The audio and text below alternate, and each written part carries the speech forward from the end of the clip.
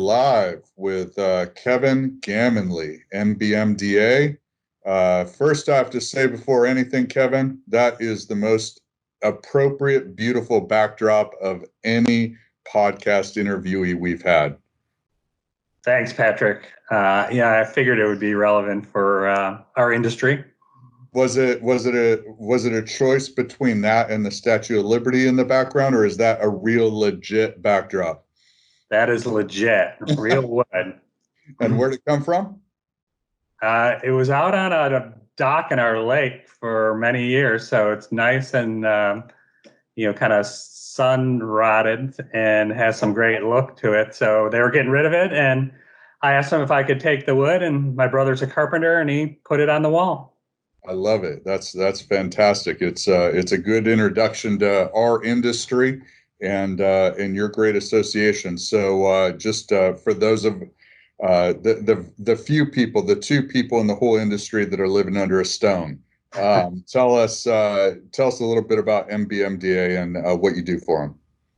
Yeah, absolutely. I know it's a hard acronym, but it is the North American Building Material Distribution Association.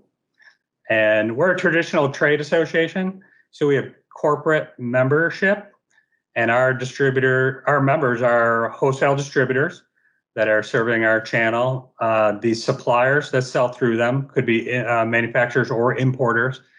And our third category of membership is service provider companies that provide products and services that help distributors run their businesses. Yeah, great. And how long have you been around with them? I've been with them a long time. Actually, over 25 years as their executive director. But the association has kind of morphed and changed over the years. When I started, the types of distributors that were our members were primarily handling external building products, roofing, siding, insulation, decking, ceilings, things like that. And then over the years, our board of directors, we just made some strategic decisions to continue to kind of define our target audience and narrow our focus. And probably about 10 or 12 years ago, we really shifted towards focusing on distributors that handle industrial wood panels, decorative surfaces, cabinet hardware, stains and finishes, and kind of related woodworking supplies, those distributors' customers tend to be cabinet shops, architectural woodworkers, fabricators, countertop fabricators, store fixture manufacturers. So that's kind of our target audience. That's kind of the space we play in now. Yeah. And so I mean, obviously, how old is the association? The association is now 67 years old. Yeah. So as you said, it's gone through, some changes as the industry has. I kind of joke that, on one side of our industry is, at least on the home building side, the biggest advancement in 100 years is just the pneumatic nailer. And other than that, everything else remains pretty much the same. But as you talk about, you're absolutely correct that kind of the surrounding product categories that help build, today's modern house have changed quite a bit. So obviously your distributors have had to change quite a bit. How do you, what are some of the first things that come to mind when you think about how, distribution has changed and evolved in the marketplace? Yeah, absolutely. A lot of it obviously depends on who the distributor, ultimately decides they want to serve. And so as we saw, some very vibrant and growing distributors out there that were serving, the audience of cabinet shops and woodworkers, kitchen and bath dealers, and continuing to kind of expand with new and exciting products in that space, that really, told us that this was a kind of a category, a specific channel, that we could build and kind of grow the association around. And it's proven to be highly effective. There's certainly differences within our distributors. They all have a little bit different product mix.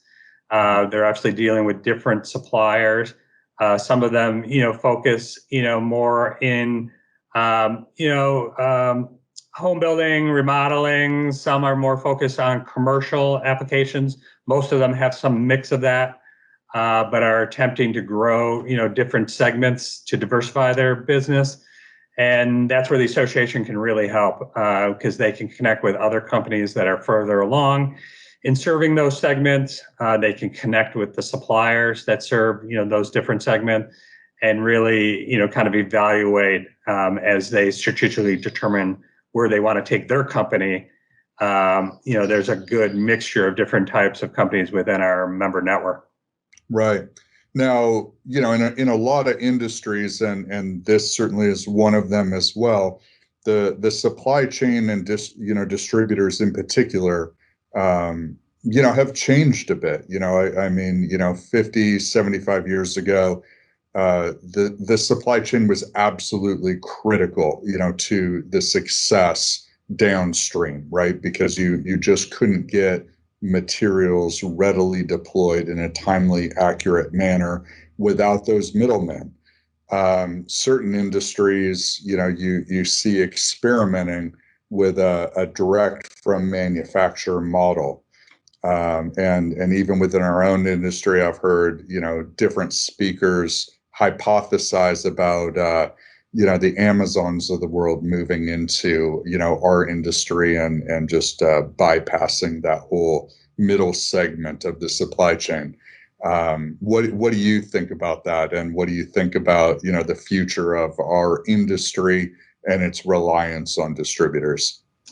Yeah, it's since day one when I started in this role, we have heard nothing about tales about the end of distribution, disintermediation, how the middleman is going to be cut out, and that's just been a lot of kind of fear mongering that we've heard from consultants and other assumed experts, and none of that has occurred.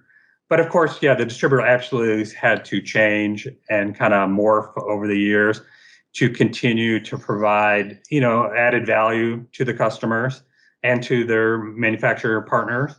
And certainly just the model is much different. There's a lot of hybrid companies out there doing a lot of different things. When I started, it was very easy to identify a manufacturer versus a distributor. Now those lines are extremely blurred. Right. Distributors are doing some manufacturing of their own. They have private label programs. They're importing products. They're doing a variety of different kind of added value services for their customers.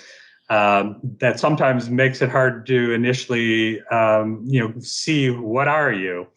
And so when we are evaluating like a prospective new distributor that's going to join the association, simply going to their website isn't enough as it used to be to determine if they meet our qualifications. And so we ultimately just have to have a conversation with their principal, ask them some questions to really understand how they do business.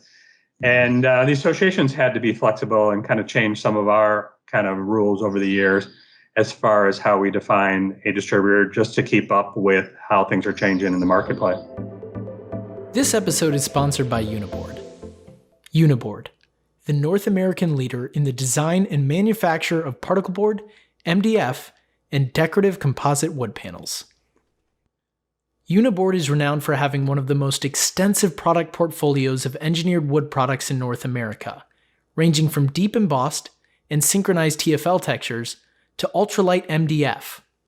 Uniboard's products are sold to retailers, distributors, and finished goods manufacturers, which cater to the kitchen cabinet, furniture, office, home renovation, and construction industries. Uniboard, redefining wood. I know from experience, I mean, we've worked together quite a while, and Surface and Panel Magazine obviously, mirrors your not only your membership base, but the people that your membership serves.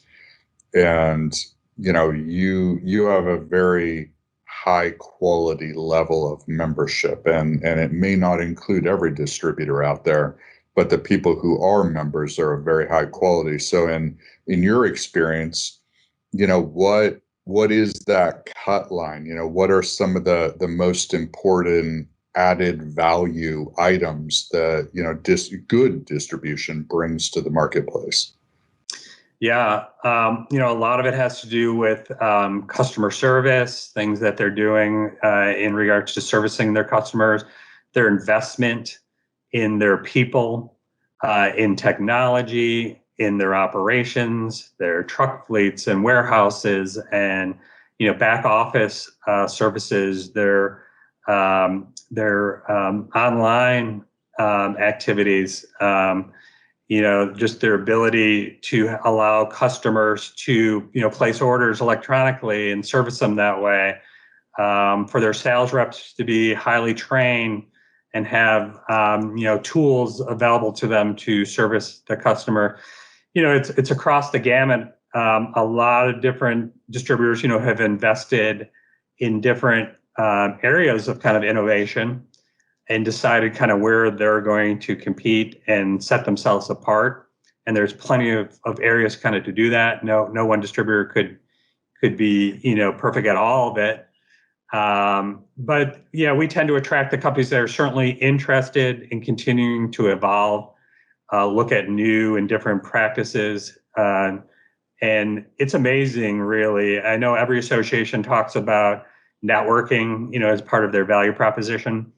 But when I talk to, prospective distributor members, our networking really does go pretty deep. And so, yeah, you gotta build the relationships first and kind of gain the trust and kind of loyalty of your peer group. But once you have, the amount of information that our distributors are willing to share with each other, has always amazed me. They're always hosting fellow members, at their facilities, showing them technology that they have evolved with, showing them new processes and practices that they've deployed. But a lot of that, starts at our events, and they hear about a company doing something. And even though, the world obviously is getting, more complicated and companies are getting larger and a lot of people are competing with each other, it still amazes me how much they're willing to share. But you got to be open to it. You got to put yourself in the right, position to do that. But really, the core of our association is distributor executives connecting to share best practices, just insights, trends, hearing what's going on in different parts of the country, getting ready for, potentially those trends hitting their area and figure out how they're going to respond to them, which again, ultimately brings them to how are they going to stay innovative and bring additional value to their customers. Yeah, yeah. Well, speaking of trends in the world and a lot happening in the world, it's a good segue to change gears just a little bit, and because these podcasts are timeless, it's a good reminder that we're doing this in June of 2020. And just last night, after the kids went to bed, my wife was catching up on things, and she started laughing, and I said, "What's so funny?" And she said, "I just read this thing that perfectly epitomizes this year so far." And I said, "Oh boy, what's that?" And she reads to me, so 2020 started like a warm, freshly baked chocolate chip cookie, and you took a bite of it, oatmeal raisin. It's turned out to be an interesting year. I mean, if we would have been sitting here in January, we would have been very bullish about the year to come. The forecast ahead. We've dealt with an unprecedented global pandemic. I don't know why I just refer to that in the past tense, because the news would have you believe it's still hot and heavy. But now we've moved on to some civil and social issues that are equally disruptive. How is your view of the industry and distribution, especially adjusting to this changing dynamic of kind of uncertainty? I mean, at the end of the day, the core advantage of distribution is carrying inventory at the end of the day, and they provide that buffer to market demand fluctuations, so that people don't have to go so deep, and equally people don't have to leave sales out in the yard because they don't have the inventory to supply. And I mean, that's the one of the countless huge advantages of having a great distribution relationship. But equally, that means your members have to weather a heavier storm in some cases when markets are a little more fluid like they are now. So, what do you think about not getting into social issues or pandemic issues specifically, but just what do you think about the market volatility and kind of the year ahead, and do you think this is going to change the way we do business? Yeah, it's certainly been extremely interesting year so far, and we're only halfway through, so who knows what's yet to come. But like a lot of businesses, our distributor members, we're talking about record Q1, sales. Everything was humming along and doing really well, and then kind of came crashing down in early March. I will tell you, and this is where trade associations really, shine, because I don't think you'd want to be a distributor out there trying to navigate this on your own.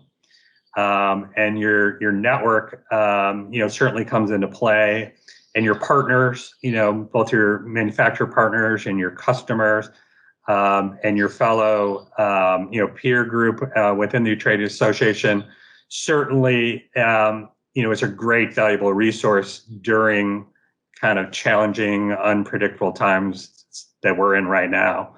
Mm-hmm. We've had a number of virtual town hall meetings with our members. We've had all of our board meetings, committee meetings virtually. So we've been touching base with our members throughout this and assessing, how their businesses are doing and what their perceptions are for the rest of the year. Positive thing is, the vast majority of our members indicated that initially, they thought the shutdown and the impact on their business was actually going to be worse than it has played out to be. Not that it's been, great by any means, but there's been great, significant regional variations, throughout the country, based on how their customers are doing and whether their customers were open, during the last 3 months. And so that impacts different companies different ways.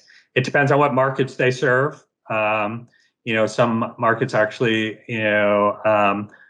healthcare and things like that. Actually, we're seeing some good business going on.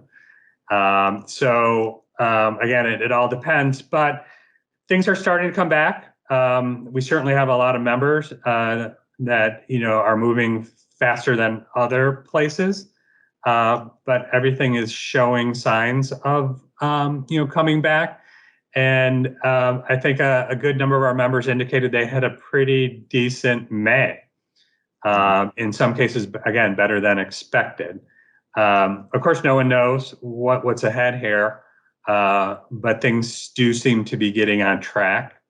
Barring any kind of brand new, dynamic coming into play, we are expecting, and most of our distributors are expecting, to see their businesses continue to increase in the coming months. We're just optimistic about that. Within the association, we're staying optimistic. Our annual convention is in November. We're still a go. Our members have been indicating, a desire to connect with each other in person, later this year. So we're hopeful and optimistic that we're going to be able to do that. Fantastic. Well, I appreciate the time, Kevin, and certainly the perspective. It's extremely valuable. As you said, within your own association, that networking, that sharing of information and perspective, I think is highly valuable at all times, but especially times like this. That's why we take our job so seriously at Surface and Panel in being proactive and reaching out to the industry and trying to get that intel to help everybody make good business decisions. So I appreciate the time and perspective. Any closing thoughts or plugs you want to throw in there? Yeah, I would just say, obviously, just like a lot of organizations, we have spent a lot of time and shifted our focus to activities that do not involve in-person events. And that's really where our strength is as well, because we provide our members with a lot of content, a lot of benchmarking data, a lot of research, beyond our networking offerings. We also provide them with a lot of education. And obviously, a lot of that education has been delivered virtually. And so we have a very robust kind of webinar series and online programs. And our members have taken advantage of that more than ever, just because they've had more time and focus.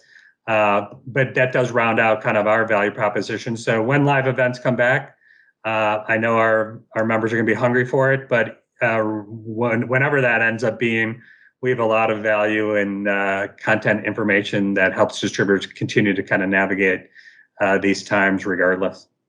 Fantastic. Awesome. Well, listen, thank you again for all the time. Thanks for everything that your association and you do for the industry. And is there somewhere listeners can go to get more information? Sure. nbmda.org, our website, has all the information about all the value that we provide distributors and manufacturers, as well as all of our different programs, services, and events. That's awesome. All right, Kevin, thank you so much. Take care of yourself and your members. And no doubt we'll bump into you either virtually or at a physical event soon. Look forward to it. Thanks, Patrick. All right, take care.